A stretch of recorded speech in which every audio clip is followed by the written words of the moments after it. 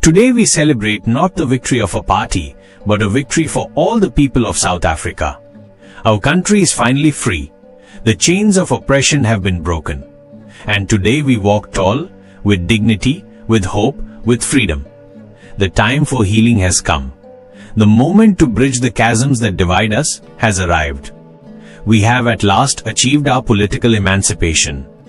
Let us dedicate ourselves to the new chapter, a chapter of peace, of justice, and of unity. We understand well that there is no easy road to freedom.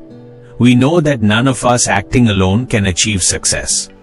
We must therefore act together as a united people for national reconciliation, for nation building, for the birth of a new world. Let each know that for each, the body, the mind, and the soul freedom has come. Let freedom reign.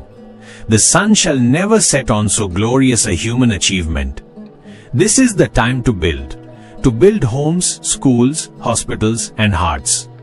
To build a society where every child feels safe, every elder is honored, and every citizen feels proud.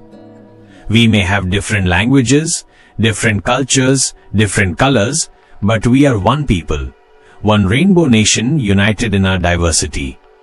We dare not forget those who paid the price for this moment. Let us honor their sacrifices by making this democracy work, not only for the privileged, but for all our people. I have walked that long road to freedom. I have tried not to falter. I have made missteps along the way.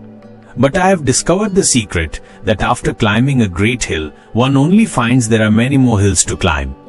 Let there be justice. Let there be peace. Let there be work, bread, water, and salt for everyone.